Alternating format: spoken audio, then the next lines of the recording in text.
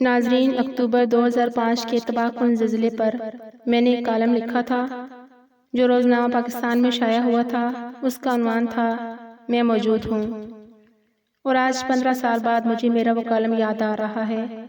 میں نے اپنے مضمون میں 2005 کی تباہ کاریاں لکھی تھی اور آفات الہی کی طرف اشارہ کرتے ہوئے بتایا تھا کہ انسان جب حد درجہ اپنے خالق حقیقی سے دور ہو جاتا ہے، اس کی نافرمانیوں میں حد سے آگے بڑھنے لگتا ہے، تو پھر وہ ہستی اپنی یاد دلانے کے لیے صرف ایک جھٹکا دیتی ہے، اور اس ایک پل میں ہزاروں لاکھوں زبانیں توبہ استغفار کا ذکر و اذکار ایک پل رکے بنا کرنے لگتی ہیں۔ اس لمحے موت کا خوف ہر شے پر حاوی ہوتا ہے۔ اس لمحے نہ ہمیں اپنے حسب و نسب کی ہوش رہتی ہے، نہ اپنے پیسے کی، اور نہ ہی اپنے اہل و عیال کی، اپنی اولاد کی، اپنے گھر والوں کی۔ بس وہ ایک پل، وہ لمحہ دل و دماغ کو اس طرح اپنے شکنجے میں لیتا ہے کہ سوائے رب کے، اپنے معبود کے، کچھ یاد نہیں رہتا۔ یہ تو تھے ناظرین 2005 کے زلزلے پر لکھے اپنے مضمون میں سے چند خاص پوائنٹ۔ اب آتی ہوں آج کے ٹاپک کی طرف کہ آج کرونا وائرس کا دیوتل جن اپنی بوتل سے باہر آ چکا ہے، جس نے دیکھتے ہی دیکھتے پوری دنیا کو خوف و ہراس میں مبتلا کر دیا ہے۔ ہر انسان اس کی دہشت سے خائف نظر آتا ہے۔ تو میں یہاں یہ کہنے میں حق جانا لوں کہ ایک بار پھر اللہ کا عذاب دنیا پر منڈلا رہا ہے۔ اللہ تبارک تعالیٰ کی سب سے افضل مخلوق اس کی سرکشی میں شاید حد سے بڑھ جانے کی طرف بڑھ رہی ہے، اور قرآن پاک میں اللہ تعالیٰ پاک نے متعدد بار واضح فرما دیا ہے کہ اللہ حد سے تجاوز کرنے والوں کو پسند نہیں کرتا۔ اور یہ حد سے بڑھنا کیا ہے، اس کی مختصراً آنا چاہتی ہوں کہ ہمارا مذہب اسلام ایک مکمل ضابطہ حیات ہمیں دیتا ہے، جس میں مرد و خواتین کی حدود و قیود بتا دی گئی ہیں، سزا و جزا کے راستے متعین کر دیے گئے ہیں۔ جو راہ صراط یعنی سیدھا راستہ اپنا لیتا ہے، اس کے لیے دونوں جہانوں کی خیر و بھلائی کی نوید قرآن پاک میں موجود ہے۔ مگر افسوس، صد افسوس کہ آج کا معاشرہ مغربی کلچر کے رنگ میں ڈوب کر اپنی حیثیت، اپنی اصل صورت کھو چکا ہے۔ مرد و خواتین مغربی ثقافت، ان کے رہن سہن کے طور طریقے اپنانے میں پیش ہیں، اور اس مغربی کلچر تک رسائی ہمارا میڈیا، ہمارا آزاد میڈیا ہر روز ہمیں فراہم کر رہا ہے۔ ہماری بیٹیاں، ہماری بچیاں، ہمارا مشرقی حسن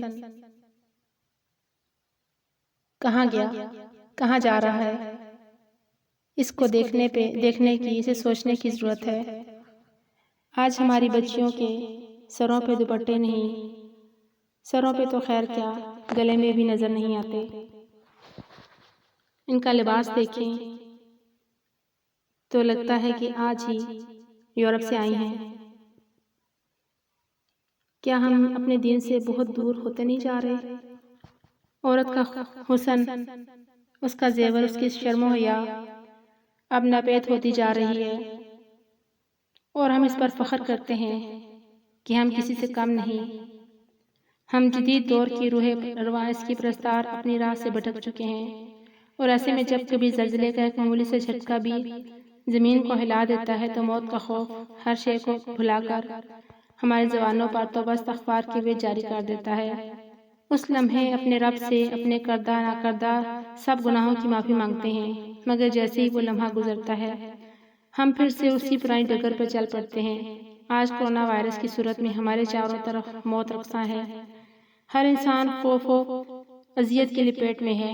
ہر پل، ہر لمحے انہونی کا ڈر ہر ایک کو اندر ہی اندر سے کھائے جا رہا ہے۔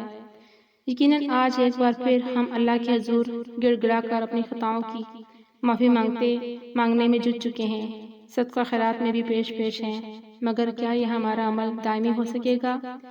کیا یہ آفت، یہ عذاب ٹال جانے کے بعد بھی ہم اس راہ ہدایت پر چلنے کی کوشش کر سکیں گے؟ آئیے آج اپنا محاصرہ کریں، اپنے گریبان میں جھانک کر اپنی خامیوں کو دور کرنے کی کوشش کریں۔ بے شک ہمارا رب ہمیں 70 ماؤں سے زیادہ پیار کرتا ہے۔ آئیے سچے دل سے اس کی بارگاہ میں حاضر ہو کر اپنی خطاؤں کوتاہیوں پر دل سے شرمندہ ہوتے ہوئے معافی مانگ لیں کہ توبہ کا دروازہ آج بھی کھلا ہوا ہے۔ یہ تو تھیں کچھ میرے دل کی باتیں جو میں نے آپ سے شیئر کی۔ ہو سکتا ہے میری یہ باتیں کچھ لوگوں کو ناگوار گزریں، ان سے میں فقط اتنا ہی کہوں گی کہ سچ کو جھٹلایا نہیں جا سکتا۔ اگر آپ کی دل آزاری ہوئی اس پہ تو میں معذرت خواہ ہوں۔ اور اب میں آپ سے کچھ شیئر کرتی ہوں اس وبا سے بچنے کے لیے، اس کے علاج کے لیے قرآن سے کچھ معلومات جو میرے علم میں ہیں اور جن پہ میں صدقے دل سے ایمان رکھتی ہوں، بھروسہ رکھتی ہوں، وہ میں آپ سے شیئر کرتی ہوں۔ تو ناظرین، اس وبا سے بچنے کا بہت آسان حل حفاظتی تدابیر کے طور پر جب بھی اپنے گھر سے باہر نکلیں تو 3 بار آیت الکرسی پڑھ کر خود پر دم کر لیں۔ انشاءاللہ آپ گھر سے باہر اس وبا سے محفوظ رہیں گے۔ گھر میں داخل ہوتے ہی آیت الکرسی پڑھ کر گھر کی طرف پھونک مار دیں۔ انشاءاللہ آپ کے ساتھ کسی قسم کی کوئی وبا، کوئی مصیبت گھر میں داخل نہیں ہو سکے گی۔ اس کے ساتھ ساتھ اپنے گھر کے ماحول کو، خود کو صاف ستھرا رکھنے کی کوشش کریں۔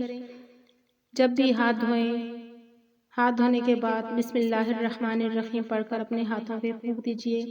انشاءاللہ کسی قسم کا کوئی جراثیم آپ کے ہاتھوں پہ زندہ نہیں رہ سکے گا، نہ ہی آپ کے ہاتھوں کی طرف بڑھ سکے گا۔